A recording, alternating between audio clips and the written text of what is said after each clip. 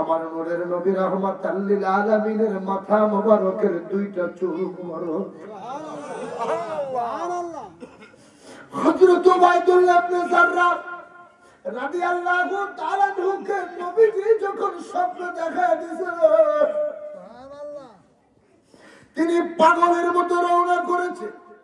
ওইদিকে খালিদ বিন ওয়ালিদ রাদিয়াল্লাহু তাআলা আনহুর বিবি, তিনি ঘরের দিকে তাকায় দেখে হায় হায় স্বামী তো যুদ্ধের ময়দানে চলে গেছে। মাথার এই ডাল, যেটা মাথার হেলমেট বলেন, টুপি বলেন, টুপি তো আমার স্বামী ভুলে গেছে নিতে। আমি তো জানি এই টুপির মধ্যে কত বড় নিয়ামত আছে। এই টুপি যদি না নেই আমার স্বামী হয়তো যুদ্ধের ময়দানে পরাজিত হবে। না জানি কাফেরেরা মুশরিকেরা আমার স্বামীকে শহীদ করে ফেলায়। খালিদ বিন ওয়ালিদ রাদিয়াল্লাহু তাআলা আনহুর স্ত্রী ওই টুপিটা হাতে লইয়া, তিনি একজন পবিত্র নারী ছিলেন, পর্দার ভিতরে থাইকা তিনি তার পর্দা পালন কইরা একটা ঘোড়ার মধ্যে সওয়ার হইলেন। এত জোরে ঘোড়াটা রওনা করেছে।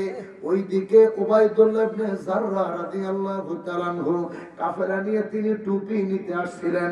তিনি দেখে একটা মহিলা পর্দার ভিতরে থাইকা ঘোড়ার মধ্যে বৈশা এমন জোরে দৌড় মারছে, তিনি যাইতে যাইতে তাকে ধরতে পারে না।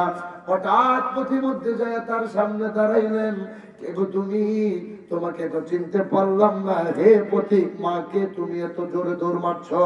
উবাইদুল্লাহ ইবনে যাররার কথা শুনে হযরতে খালিদ বিন ওয়ালিদ রাদিয়াল্লাহু তাআলা আনহুর স্ত্রী ডাক দিয়া বলে, আমি খালিদ বিন ওয়ালিদের স্ত্রী, আমার স্বামী যুদ্ধের ময়দানে চলে গেছে। প্রতিদিনের ন্যায় আজকেও নামাজ পড়েছিল, আমার নবীজিরে সালাতু সালাম জানায়া যুদ্ধের ময়দানে রওনা করেছে।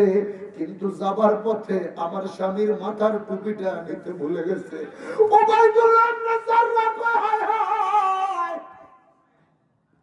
আমি তো এই টুপি নিতে আসছিলাম, আমার নবী স্বপ্নে এসে আমারে দেখাইয়া দিছে।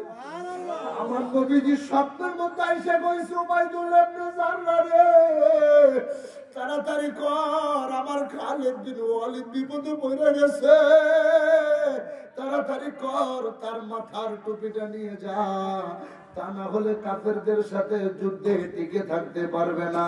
সঙ্গে সঙ্গে খালিদ বিন ওয়ালিদ রাদিয়াল্লাহু তাআলা আনহুর স্ত্রীর সামনে দিয়ে দৌড়ায়। উবাইদুল্লাহ ইবনে যাররা রাদিয়াল্লাহু তাআলা আনহু পিছন থেকে যায়।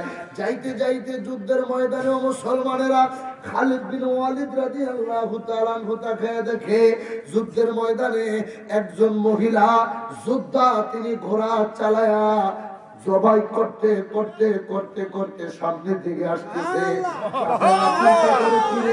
খালিদ বিন ওয়ালিদ রাদিয়াল্লাহু তাআলা আনহু যেখানে সারা জীবন যুদ্ধের ময়দান আমাদেরকে পরাজিত করেছে, আজকে তো খালিদ বিন ওয়ালিদ ওইভাবে যুদ্ধ করতে পারতেছে না।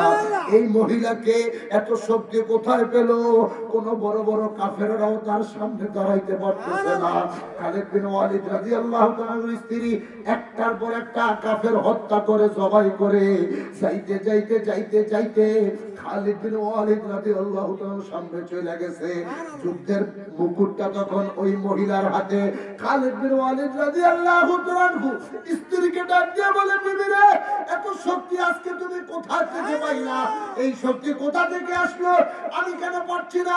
মহিলায় হাসি দিয়ে কয়, স্বামী, আমার নবীজির চুল মুবারক যে টুপির মধ্যে বাঁধা আছে, এই টুপি যখন আপনার কাছে ছিল, সকল শক্তি যখন আপনার ছিল, আজকে রাসূলুল্লাহর সেই বরকত আমার হাতে, আজকে যুদ্ধের ময়দানের সেনাপতি আমি, এই জন্য কোন কাফের আমার সাথে আইসা দাঁড়াইতে পারে না। আল্লাহু আকবার।